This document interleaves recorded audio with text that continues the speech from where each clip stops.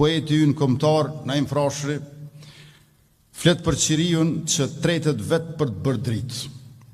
Pra për të bërë atë dritë e cila na mundson të shohim e të njohim njëri tjetrin, cili vërtet e do vendin dhe popullin ton, e cili do thjesht pasuri e fitim për veten e vet. Drita është ajo që na bën natën ditë, dhe drita jonë, drita e vetëvendosjes, buron nga e vërteta e thjesht se ne nuk i takojmë pushtetit, por pushteti i takon popullit.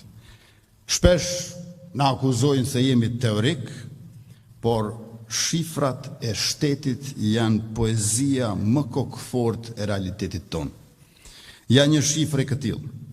Kur ne erdhëm pushtet, ishin 10 terminale doganore private, sot të gjitha terminalet doganore janë shtetërore. E pra, kjo shifër kaq faktike, kaq e thjeshtë dhe e kuptueshme, na shpjegon se pse janë qartë dhe nuk pranojnë asgjë tjetër, por vetëm të bllokojnë. Dikur me lind pare nga terminalet private, por sot paraja shkon tek ai që punon e kursesi tek ai që vjedh. Sot ne kemi një ekonomi që prodhon vlerë, nga 7 miliardë euro sa ishte bruto produkti vendor kur ne morëm detyrën, po e prekum 12 miliardëshin tani. Kjo nuk është rritje në letër, është rritje në tavolinat e bukës, është rritje e mirëqenies dhe mundësive, është rritje e investimeve dhe e fitimeve. Edhe para nesh dikush fliste për rritje, pra ishte rritje e vogël e për pak njerëz.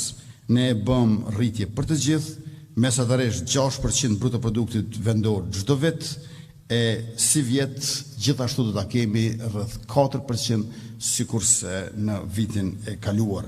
Shifrat tona janë pra fytyra e dinjitetit të ri të Kosovës për Kosovën. E kemi rritur edhe buxhetin e Republikës për 2/3, nga 2.4 miliard sa e gjetëm, si vjet është 4 miliard euro. Ata që dikur vëllnin në gjithë shka, nga asfalti deri te shkollat, sot çuditën se si mund bëhet punë pa vjedhur. Sekreti është i thjeshtë e madje edhe publik, mjafton të punosh për zemrën e jo për xhepin, të planifikosh me tru e jo me bark. Kemi rritur pagën minimale nga 130 përkatësisht 170 euro sa pa të gjetur, në 425 euro sa është aktualisht dhe 500 euro siç do të bëhet prej një kurrikut si vjet. Paga minimale 500 euro e patatueshme. Kush e do popullin, ja rrit të ardhurat atij, kush do pushtetin për vete, ja vjedh ato. Dhe jo vetëm që paga minimale do të jetë 500 euro e patatueshme për punëtorët, por edhe për bizneset, sidomos ato të vogla që duan të rriten. Kjo është një ndihmëse jashtëzakonshme për shkak se 6.000 euro të para do të jenë të patatueshme. Kemi punësuar mbi 80.000 qytetarë të rinj këto 5 vitet e fundit, punësimin e kemi ngritur nga 350.000 sa ishte në 430.000 qytetarë të punësuar. Papunësia ka rënë nga mbi 25% në më pak se 11%. Pra para 5 vjetëve, edhe më shpesh se çdo i katërti ishte i papunë, e tash që po flasim edhe më rrallë se çdo i nënti është i papunë. Para 5 vjetëve vështirë ke mundur të gjesh në familje pa dikët papunësuar, ndërkaq tash nuk mjaftojnë as 2 familje që ta gjesh dikët papunë. Përmes programit Superpuna, mbi 23.000 të rinj e treja gjetën vendin e punës me pagën minimale të garantuar për 6 muaj nga shteti. Kemi dyfishuar eksportet dhe investimet e huaja direkte, investitorët pra vinë aty ku ka shpresë dhe Kosova është vend i shpresës e i fitimit.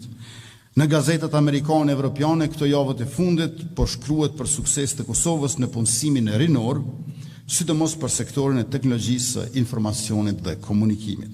E pra, atje ku më parë shihej dyshim, ne mbollëm besim dhe po korrim zhvillim.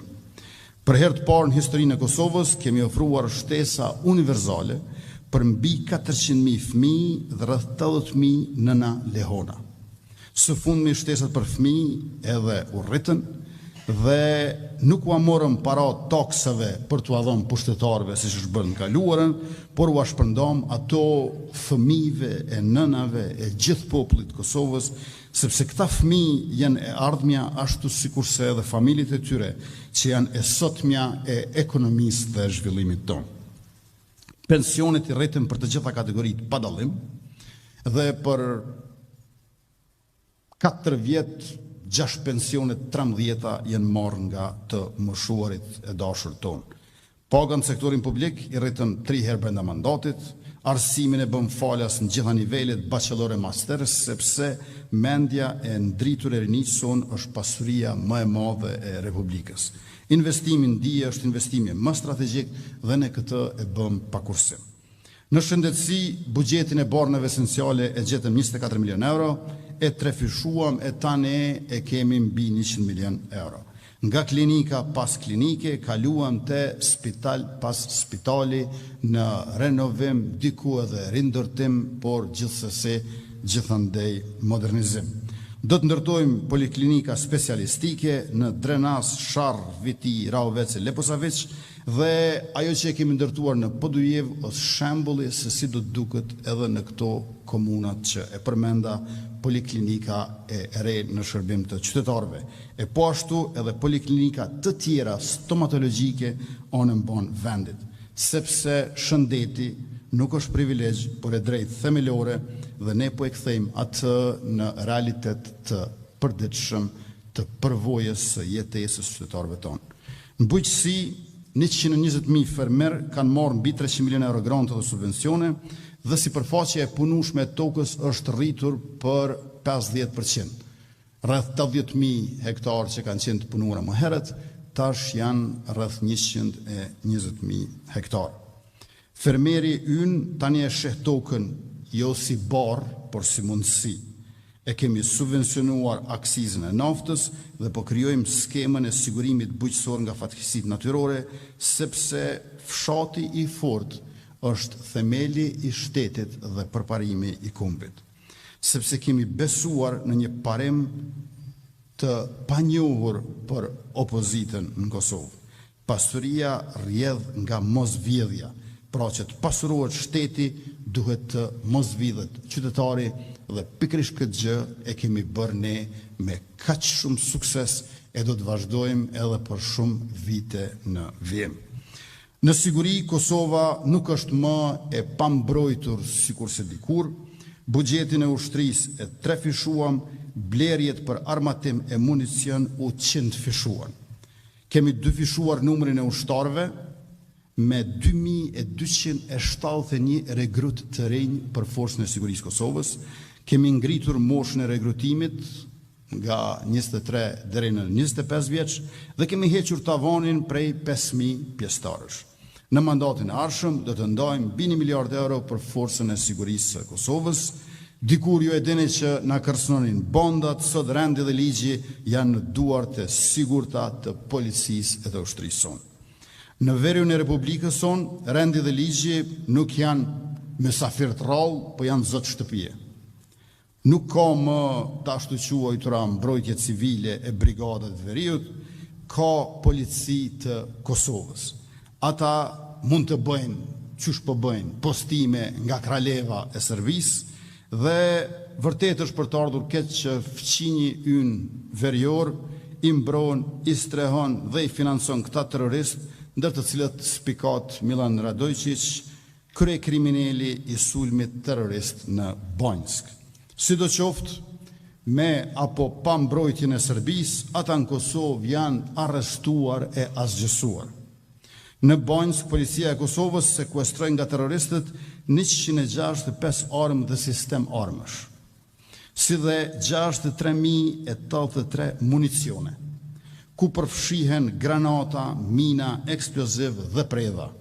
Përveç këtyre, në vitet 2021-2026, në verit Kosovës, policia jon ka kapur 611 armë të tjera dhe 17.765 municione.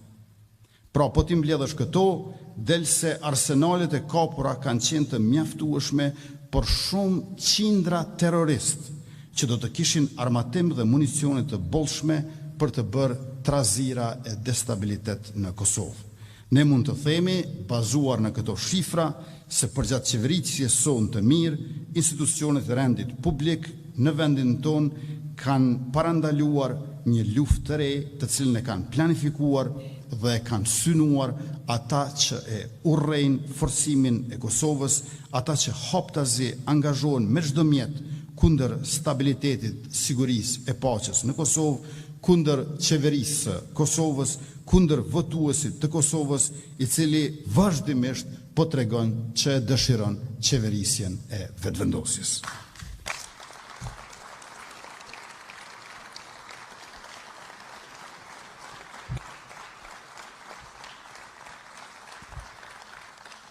Në veri të vendit që përbën afër 1/6 e territorit, nuk ka më barrikada e struktura paralele, nuk ka më kapadai zullëmçare, kontrabandist, nuk ka më pika doganore që digjen, por ka kufi që mbrohen e ruhen, ka rend dhe qetësi publike. E pra, sovraniteti shtetëror nuk matet me deklarata televizive në Prishtinë, por me sigurinë e qytetarit në Leposavić, Zubin Potok, Zveçan, Mitrovic. Ne kemi shtrirë sundimin e ligjit, e kemi shtrirë shtetin tonë në gjithë territorin e Republikës, sepse e kemi dashur Republikën më shumë se rehatin tonë. Në veri, ku para vitit 2021 nuk kishte asnjë stacion policor, sot kemi 9 stacione rrotull kufirit që garantojnë sovranitetin e Republikës në çdo cep të territorit. Heroi ynë, Rreshteri Afrim Bunjaku, dha jetën për sovranitet shtetëror, integritet territorial, lavdi Afrim Bunjakut dhe lavdi çdo ushtari dhe polici që e ruan territorin dhe popullin tonë.